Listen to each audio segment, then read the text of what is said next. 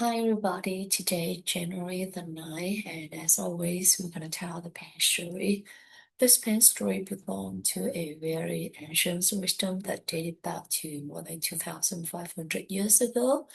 And the pen story is a beautiful illustration of how we should live our life so that we could create and manifest our dream life in a very certain way. If you are ready, let's get started, okay? What is this? Let me describe what it is so you can have a better idea of it, okay? So it have a colloidal shape with an ink inside, an ink inside, and we use this to write. What is this one? Oh, it's a pen. And again, we use the pen to write, right? Now there's a dog inside the room, and I'm gonna read this in front of the dog. What does the dog do?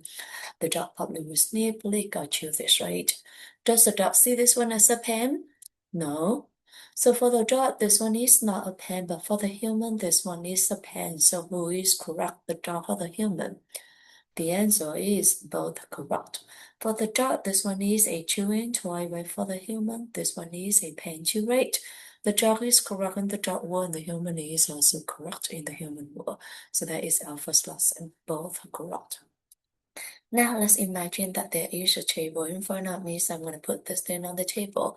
And then both the dog and I will walk out the room. So inside the room, there'll be no human, no dog. What does this thing become? It is still a pen or chewing toy. Or it becomes almost nothing, and the ancient wisdom called this one as the emptiness. The emptiness is actually a very magical definition. As we understand the emptiness, we be able to achieve anything in our life, just like Ishin Michael Roche applied the emptiness into his business and was able to build a business with a revenue of $250 million a year. He's also able to have several refugees. So what is the emptiness? Why is that so magical? Let's go back to the pen story first, okay? So this technically on the table when there is no human, no dog, or nothing to interact with, it come back to true self, and we call it the emptiness. So the emptiness first is not nothingness, it's also not blackness, or no thinking, no feeling.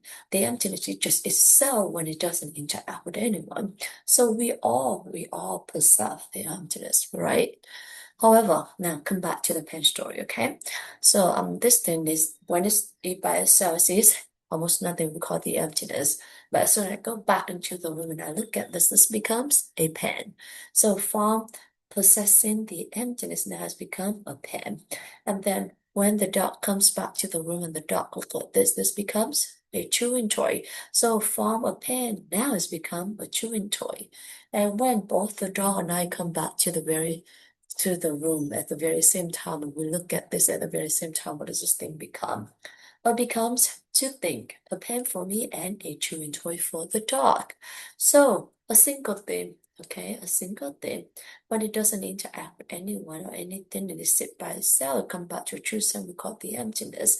But because it's all we always almost, always interact with everyone. So that's the reason why something or someone. So that's the reason why we all have the potential to become something or someone depending on who or what is looking at us at the very moment. So that is our second lesson.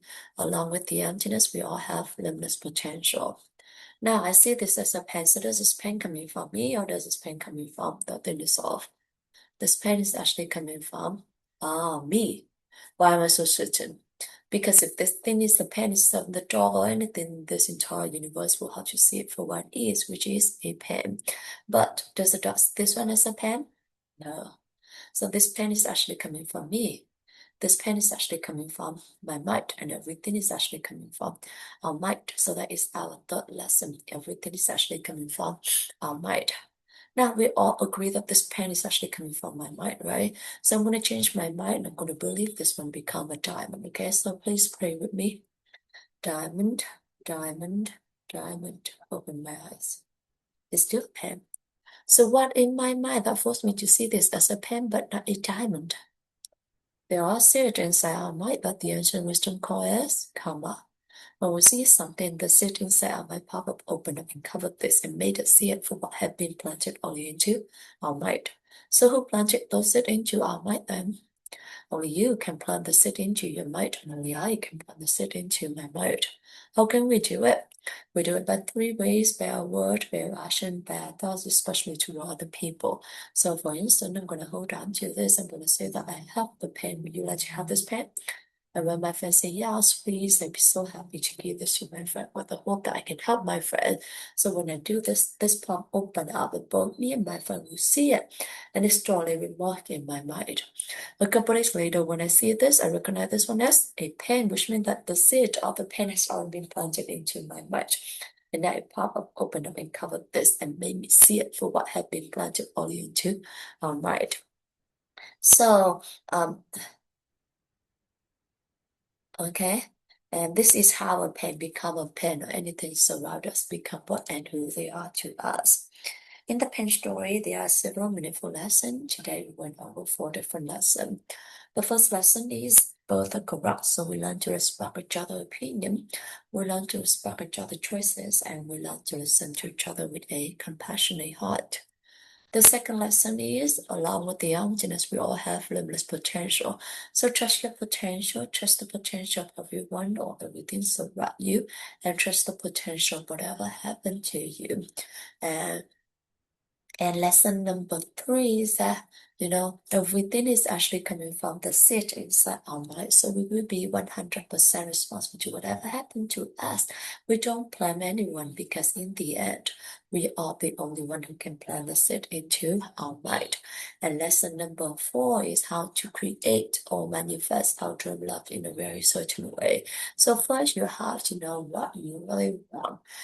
First you have to know what you want to manifest or create in your term life through using the second lesson, the emptiness and the potential. And then we start planting those things using our word or action, our thoughts toward other people. So for instance, if you want to have happiness, then we plant the happiness that using our word or action, our thoughts toward other people, helping other people to be happier. If we want to have prosperity, then use our word or action, our thoughts toward other people, helping other people to be more helping other people to get more prosperous. And just like that, whatever that we want, making sure that we use our action, our thoughts to other people, helping other people to get that very same seed. That is the best way to plant the seed into your mind to get that seed later on. And the lesson that I would like to share with you all today is that, I'm still, I think that, life is different stage, and just same thing like when you are um, in the journey, everything is a journey. Even when you think that there's different certain lesson that you thought that you already mastered it, but then when it come back to you and it hit you, then you realize that, okay, it just, it's you are actually not, um, there's certain level, and maybe you master this level, but then there are other level, and life just keep being challenged, life just keep challenging you. And this is the way life give you the lesson. Once you master this lesson, that is when this one come back. Otherwise, it will just coming back to you in different aspect, different way, different approaches. And then, you master the lesson, then a new lesson gonna arrive, or the same lesson but at different level for you to get better.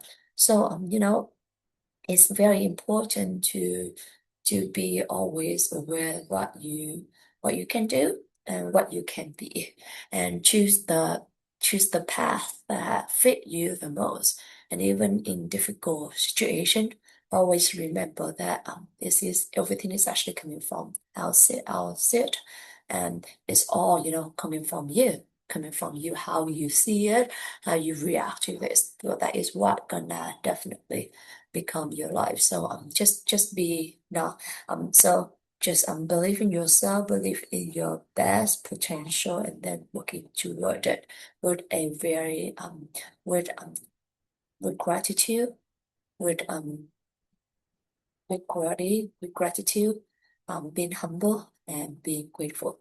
Thank you so much everyone for listening to me today. Thank you all for coming with me in this 3,000-day journey. And if I may share with you the pen story of my lesson is something good, I would like to dedicate that to my dearest family, to my friends, to my coworkers, to my clients, to my neighbors, or to any living things in this world or any other words with love, wisdom, and gratitude. Thank you so much. Have a good day, everyone. Bye bye.